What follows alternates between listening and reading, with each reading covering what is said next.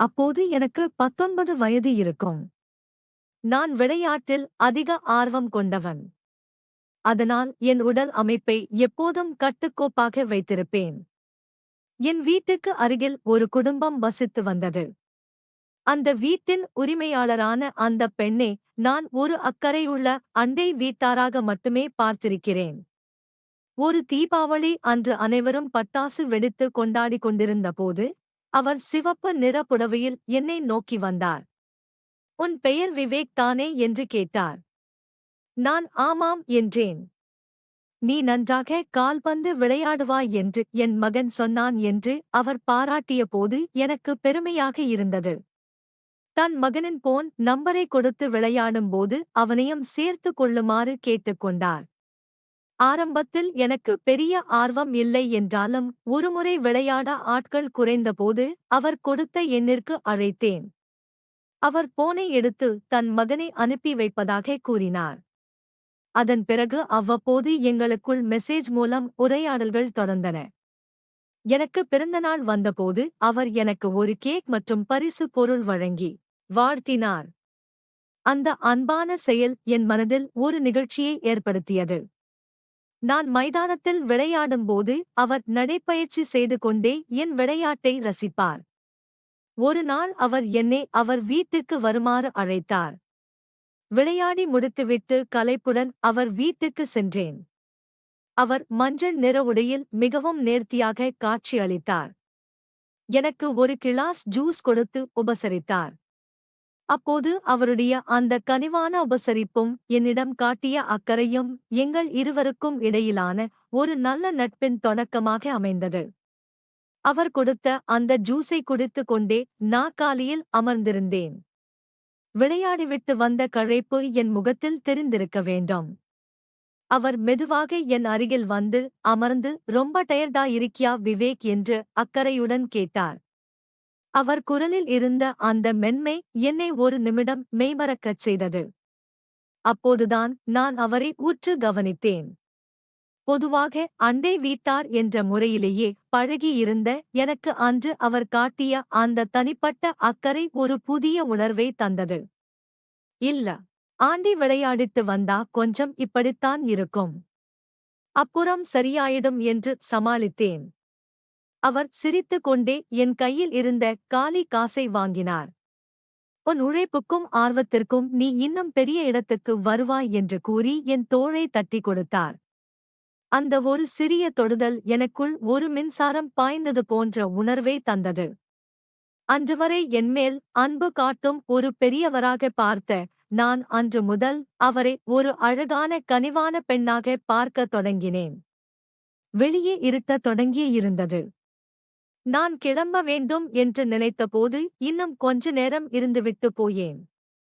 என் மகன் வந்ததும் அவனிடமும் கொஞ்சம் பேசிவிட்டு போகலாம் என்றார். அவருடைய அந்த வேண்டுகோளை என்னால் தட்ட முடியவில்லை. அங்கிருந்த சோபாவில் அமர்ந்து அவரோடு நீண்ட நேரம் பேசிக் கொண்டிருந்தேன். விளையாட்டு, படிப்பு, எதிர்கால கனவுகள் என பல விஷயங்களைப் பற்றி அவர் கேட்டறிந்தார். அவர் பேசும்போது அவருடைய கண்கள் ஒருவித பிரகாசத்துடன் என்னை நோக்கின. அந்த மாலை நேரம் எங்கள் இருவருக்கும் இடையே இருந்த அந்த இடைவெளியை குறைத்து ஒரு இனம் புரியாத பிணைப்பை உருவாக்கியது. அந்த மாலை நேரம் மெல்ல இருளத் தொடங்கியது. வீட்டின் ஹாலில் மெல்லிய வெளிச்சம் மட்டுமே இருந்தது. நான் கிளம்ப முற்பட்டபோது அவர் என் கையை பிடித்து தடுத்தார். அந்த தொடுதல் முன்னெப்போதும் இல்லாத ஒரு நெருக்கத்தை உணர்த்தியது. ஏன் விவேக் இவ்வளவு சீக்கிரம் கிளம்புற என்று அவர் கேட்ட குரலில் ஒருவிதமான ஏக்கம் கலந்திருந்தது. அவர் என் மிக அருகில் வந்து நின்றார். அவர் அணிந்திருந்த அந்த மஞ்சள் நிற உடைக்கும் அவர் சூடியிருந்த மலர்களின் வாசனைக்கும் இடையே ஒரு ஈர்ப்பு இருப்பதை என்னால் உணர முடிந்தது. விளையாடி முடித்த களைப்பால் நான் ஆழ்ந்த மூச்சு விட்டுக் கொண்டிருக்க அவர் என் முகத்தை வருடினார். அந்த மென்மையான வருடலில் ஒரு புரிதல் இருந்தது. அவருடைய கனிவான பார்வையும் அவர் என்னிடம் காட்டிய அந்த உரிமையும் எங்களை இன்னும் நெருக்கமாக்கியது. அவர் என் தோள் மீது சாய்ந்து, உன் உழைப்பும் இந்த உடல் வலிமையும் எனக்கு ரொம்ப பிடிச்சிருக்கு என்று ரகசியமாக சொன்னார். அந்த நிமிடம் உலகமே மின்றது போல இருந்தது. வார்த்தைகளை விட மௌனமே அதிகமாக பேசியது. அவர் என் கைகளைப் பற்றி தன் பக்கம் இழுக்க நான் அவரோடு நெருக்கமாக நின்றேன். இருவருக்கும் இடையே இருந்த அந்த தயக்கம் மெல்ல மாறி ஒருவரை ஒருவர் உணரும் ஒரு பிணைப்பு உண்டானது. அவருடைய அந்த மென்மையான அணைப்பும் அவர் என்னிடம் காட்டிய அந்த தீவிரமான அக்கறையும் அந்த அறையின் சூழலை அப்படியே மாற்றியது. இது வெறும் நட்பு மட்டுமல்ல, அதையும் தாண்டிய ஒரு உணர்வு பூர்வமான நெருக்கம் என்பதை நாங்கள் இருவருமே மௌனமாக உணர்ந்தோம். சில நாட்களுக்குப் பிறகு அந்த நகரத்தின் பரபரப்பில் இருந்து விலகிச் செல்ல ஒரு வாய்ப்பு கிடைத்தது. அவர் ஒரு விசேஷத்திற்கு அருகில் இருந்த ஒரு மலை பிரதேசத்திற்கு செல்ல திட்டமிட்டிருந்தார். விவேக் என்னோடு துணைக்கு வருகிறாயா என்று அவர் கேட்டபோது என்னால் மறுக்க முடியவில்லை. பயணத்தில் காரில் நாங்கள் இருவரும் மட்டுமே இருந்தோம். ஜன்னல் வழியாக வந்த குளிர்ந்த காற்று மலைச்சாலையின் வளைவுகளில் எங்களை வருடியது. அவர் கார் ஓட்டிக் கொண்டிருக்க நான் அவர் அருகிலேயே அமர்ந்திருந்தேன். அமைதியான அந்த பயணத்தில் அவ்வப்போது எங்கள் கைகள் தற்செயலாக தொட்டுக்கொண்டன. அந்த ஒவ்வொரு தொடுதலும் ஒரு மின்சாரத்தை பாய்ச்சியது. மாலையில் ஒரு அழகான தங்கும் விடுதியை அடைந்தோம். அங்கிருந்த பால்கனியில் இருந்து பார்க்கும்போது மேகங்கள் மலைகளை தழுவிக் கொண்டிருந்தன. குளிரின் தாக்கம் அதிகமாக இருந்ததால் அவர் ஒரு போர்வையை எடுத்துக்கொண்டு என் அருகில் வந்து நின்றார்.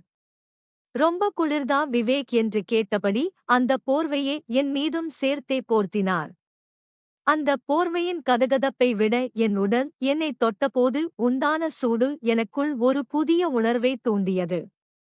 அந்த தனிமையில் இயற்கையின் மடியில் நாங்கள் இருவரும் மட்டுமே இருந்தோம். அவர் என் கைகளை பலமாக பற்றிக் கொண்டார். இருவருக்கும் இடையே இருந்த அந்த தயக்கம் மெல்ல கரைந்தது. குளிரின் இதமும் அந்த ஏகாந்தமான சூழலும் எங்களை இன்னும் நெருக்கமாக்கியது. அவர் என் தோளில் தலை சாய்த்து, இந்த நிமிடம் இப்படியே உறைந்து விடக்கூடாதா என்று மெல்லிய குரலில் கேட்டார். அந்த பயணத்தின் ஒவ்வொரு நொடியும் எங்கள் இருவருக்கும் இடையே இருந்த அந்த தீவிரமான ஈர்ப்பையும் உடல் ரீதியான நெருக்கத்தையும் ஒரு கவிதை போல அழகாக்கியது. அந்த மலை பிரதேசத்தின் அமைதியான சூழலில் நாங்கள் நெருக்கமாக இருந்த அந்த தருணத்தில் திடீரென்று ஒரு போன் அழைப்பு வந்தது. அது அவருடைய மகனிடமிருந்து வந்த அழைப்பு. அவர் போனை எடுத்து பேசும்போது அவர் குரலில் ஒருவித பதற்றம் தெரிந்தது. அம்மா, நீங்க எங்க இருக்கீங்க?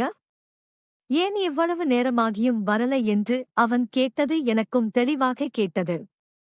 அவர் ஏதோ ஒரு காரணத்தை சொல்லி சமாளித்துவிட்டு போனை வைத்தார். ஆனால் அதற்குப் பிறகு அந்த அறையில் இருந்த அந்த நெருக்கமான சூழல் அப்படியே மாறியது. அடுத்த நாள் காலை நாங்கள் ஊருக்கு திரும்பிய போது அவனுடைய மகன் வீட்டின் வாசலிலேயே நின்று கொண்டிருந்தான். அவன் எங்களை பார்த்த விதம் கொஞ்சம் வித்தியாசமாக இருந்தது. குறிப்பாக நான் காரிலிருந்து இறங்கியபோது அவன் என் கண்களை நேருக்கு நேர் பார்த்தான். விவேக் அண்ணா, நீங்களும் அம்மாவும் ஒரே காரில்தான் வந்தீர்களா என்று அவன் கேட்ட கேள்வியில் ஒருவிதமான சந்தேகம் தோன்றியது.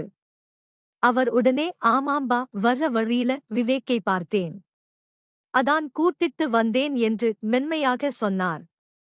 ஆனால் அவனுடைய மகன் அதை முழுமையாக நம்பியதாக தெரியவில்லை.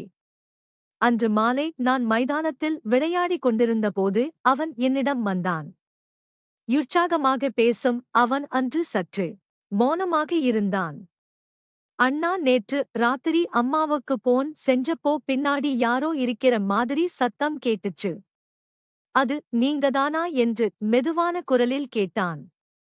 அவன் கேட்ட அந்த நேரடியான கேள்வி என்னை ஒரு நிமிடம் நிலைகுலக்கச் செய்தது. என் மனதில் ஒரு குற்ற உணர்வும் ஒருவித பயமும் கலந்திருந்தது. அவனுடைய அந்த தீர்க்கமான பார்வை நாங்கள் மறைக்க நினைத்த அந்த இரகசிய நெருக்கத்தின் மீது ஒரு பெரிய கேள்விக்குறியை வைத்தது. கதையை தொடர்ந்து கேட்க சேனலை சப்ஸ்கிரைப் செய்யுங்கள்.